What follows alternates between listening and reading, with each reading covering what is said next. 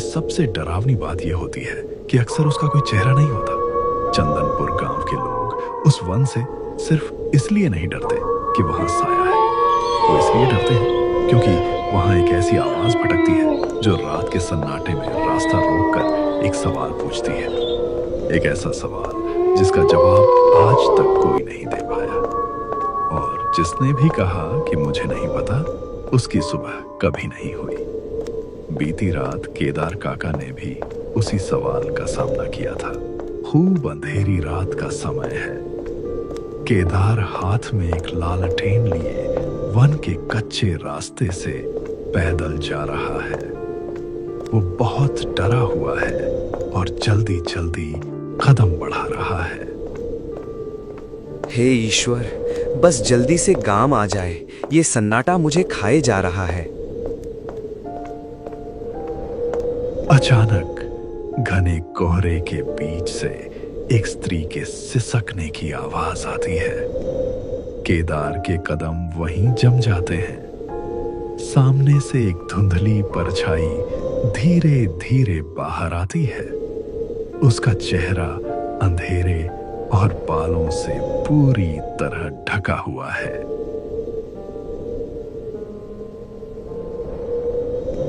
भैया ओ भैया, मेरा स्वामी आ गया क्या? कौन सा आदमी?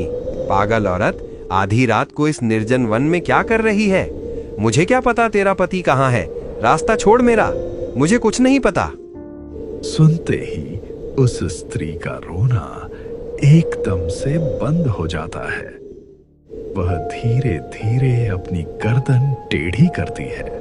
वो परछाई हवा में तैरते हुए एक झटके में केदार के बिल्कुल सामने आ जाती है। केदार की आंखें खौफ से फटी की फटी रह जाती हैं। तुझे नहीं पता? तो फिर तूने ही उसे रास्ते में मार दिया होगा। तूने ही उसे रोका है।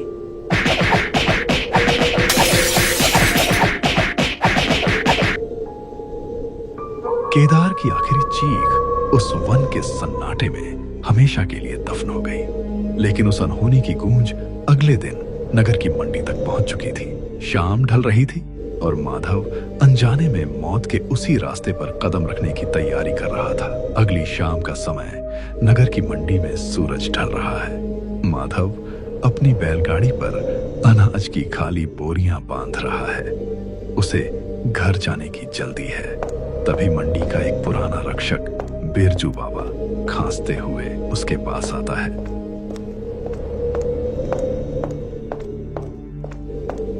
माधव बेटा, सूरज डूबने वाला है। आसमान में लाली छा गई है। आज गांव लौटने की जिद छोड़ दे। मेरी कुटिया के पीछे सो जा। सुबह उजाले में निकल जाना।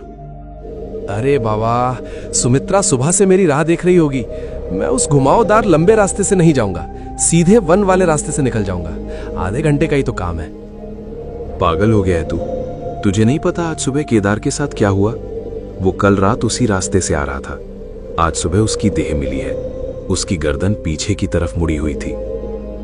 बाबा, केदार काका को किसी जंगली जानवर ने मारा होगा। आप गांव वाले भी ना खामखा ऐसी बातें करते हो। जानवर हमला करते हैं, इसमें कोई रूहानी बात नहीं है। माधव, अकल कर। वो वन किसी को खाता नहीं है। वो रास्ता रोककर एक सवाल पूछता है, और जो उस रूह को संतुष्ट नहीं कर पाता, उसकी सुबह कभी नहीं होती। मेरी बात मान, आज उस पथ पर पैर मत रखना।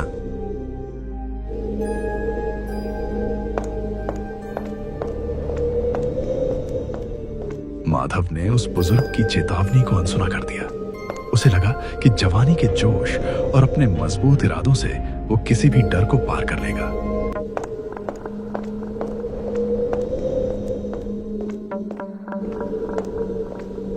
उधर माधव बेखौफ था, लेकिन उसके घर में उसकी पत्नी और मां के दिलों में डर का तूफान उठ रहा था। उसी शाम का समय, माधव का घर। आंगन में माधव की पत्नी सुमित्रा रो रही है और बहुत डरी हुई है। माधव की मां पार्वती एक कोने में गुमसुम और भयभीत बैठी है। गांव में मातम का माहौल है। माँ जी, सूरज ढल चुका है। माधव जी अभी तक नगर से नहीं लौटे। आज सुबह ही तो केदार काका का शव मिला है उसी वन के बाहर। मुझे बहुत डर लग रहा है माँ जी, कहीं उन्होंने छोटा रास्ता तो नहीं ले लिया। शांत हो जा बहू, वो किसी जंगली जानवर का काम नहीं था, वो उसी का साया है। केदार उस सवाल का जवाब नहीं दे पाया और उस छलावे ने उसे खत्म कर दिया। छलावा? कौन सा सवाल माँ जी? नगर जाने से पहले तो आपने मुझे ऐसा कुछ नहीं बताया था। गांव में कई सालों से एक खौफनाक बात मशहूर है बहू, कि उस वन में रात के वक्त एक रोती हुई स्त्री भटकती है। कोई नहीं जानता कि वो कौन है या वो किसकी तलाश में है। वो बस अंधेरे में मार्ग रोककर खड़ी हो जाती है और हर गुजरने वाले से अपने पति के बारे में पूछती है। कहते हैं अगर तुमने जवाब में कह दिया कि मुझे नहीं पता, तो वो रूह क्रोधित हो जाती है। उसे लगता है कि उसी इंसान ने उसके पति का अहित किया है। हे भगवान, माँ जी, माधव जी को ये बात पता है ना? वो उस रास्ते से तो नहीं आएंगे? हाँ, माधव ने ये बातें सुनी तो हैं, पर वो इन सब चीजों को अंधविश्वास मानता है। ईश्वर करे आज वो बड़ों की बात याद रखे और सुरक्षित मार्ग से आए। माँ की दुआएं अक्सर बच्चों को संकट से खींच लाती हैं, लेकिन जब इंसान खुद खतरे की ओर बढ़े तो दुआएं भी रास्ता भटक जाती हैं। माधव अपनी बैलगाड़ी लेकर उसी चौराहे पर पहुंच चुका था जहां से एक रास्ता घर की तरफ जाता था और दूसरा श्मशान की तरफ। रात का समय है। माधव अपनी बैलगाड़ी पर थका हुआ बैठा है। वह वन वाले दोराहे पर पहुंचता है। बाईं तरफ का रास्ता साफ है और दाईं तरफ का रास्ता घने कोहरे से भरा है।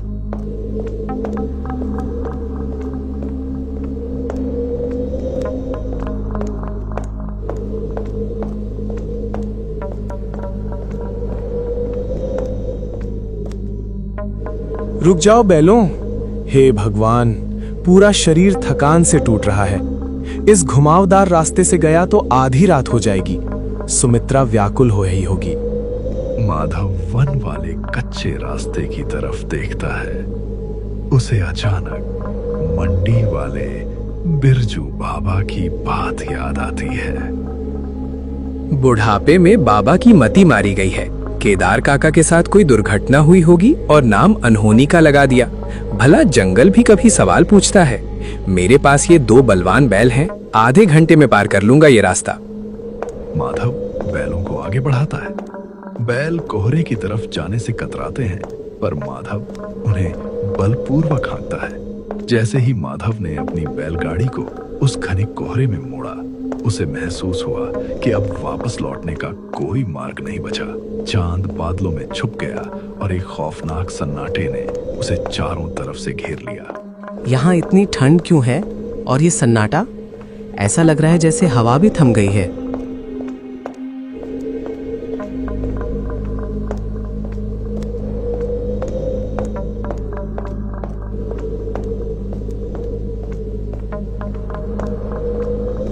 अचानक दोनों बैल एक झटके से रुक जाते हैं। उनके कान खड़े हो जाते हैं। वो आगे जाने के बजाय बुरी तरह डरकर पीछे हटने लगते हैं। क्या हुआ? कौन है सामने? जो भी है सामने आओ। कोहरे के बीच से वही धुंधली और डरावनी स्त्री की परछाई बाहर आती है। माधव का शरीर डर से पत्थर की तरह जम जाता है। भैया, ओ भैया, मेरा स्वामी आ गया क्या? मैं कब से प्रतीक्षा कर रही हूँ। क्या तुमने मेरे पति को देखा है? हे भगवान, माँ सच कह रही थी, बाबा सच कह रहे थे। ये वही साया है। अगर मैंने कहा कि मुझे नहीं पता, तो ये मुझे भी नहीं छोड़ेगी। मैं इसे क्या उत्तर दूं?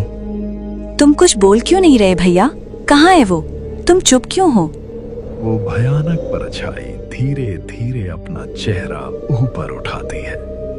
अंधेरे में उसकी 2 चमकती हुई लाल आंखें माधव को घूर रही हैं।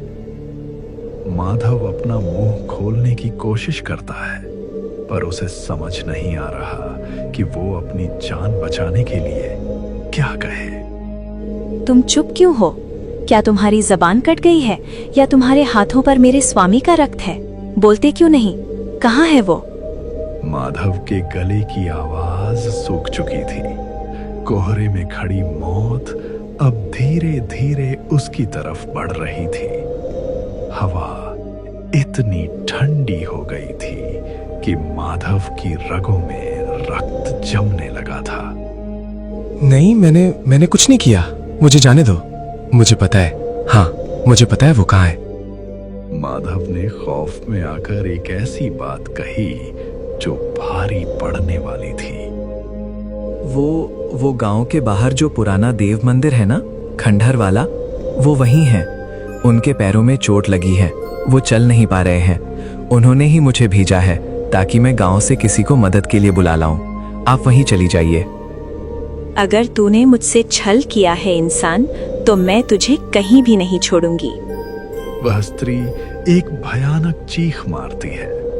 कोहरा एकदम से गोल घूमने लगता है और वह परछाई हवा में उड़ते हुए गांव के उस पुराने मंदिर की दिशा में ओझल हो जाती है। माधव ने बिना एक पल गंवाए अपने बैलों को पूरी शक्ति से हाँका।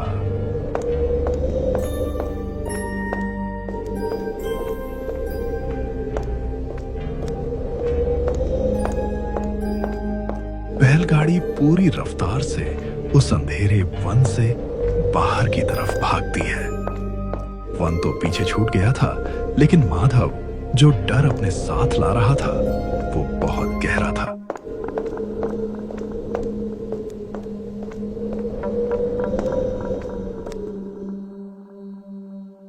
माधव का घर, रात का समय। आंगन में सुमित्रा और पार्वती व्याकुल हैं। तभी बाहर बैलगाड़ी के रुकने की आवाज आती है।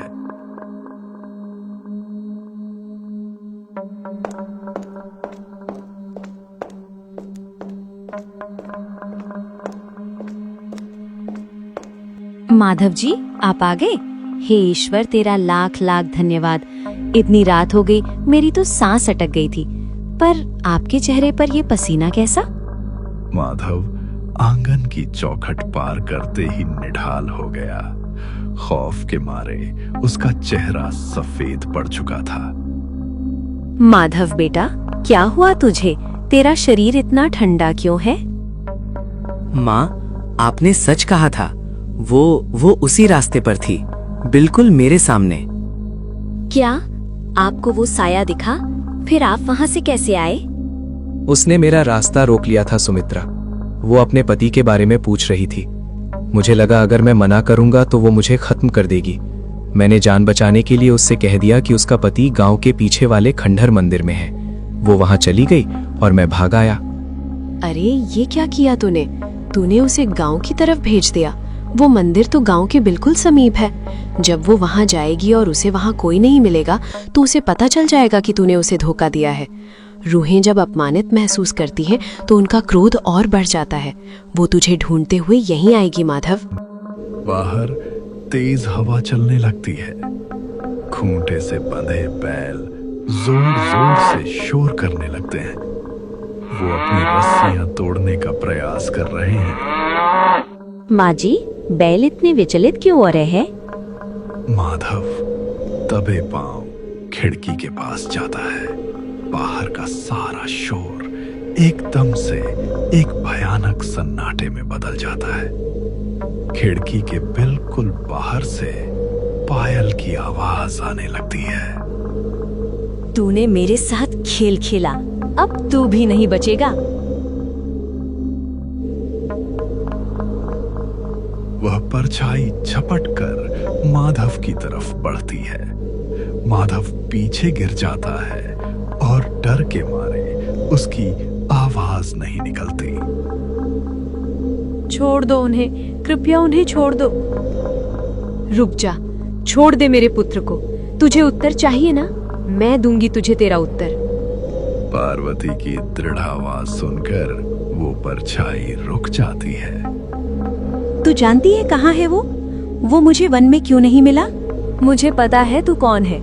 तू वो दुखियारी है जो बरसों पहले उस वन में अपने प्रिय की प्रतीक्षा करते करते शांत हो गई थी। लेकिन तू सच नहीं जानती। तेरा पति तुझे छोड़कर नहीं गया था। वो तेरे लिए औषधि लेकर लौट रहा था। पर रास्ते में लुटेरों ने उसे अपना शिकार बना लिया। उसने अंतिम समय तक तेरा ही नाम लिया था। वो तुझे धोखा देकर नहीं गया, बल्कि उसकी विवशता उसे ले डूबी।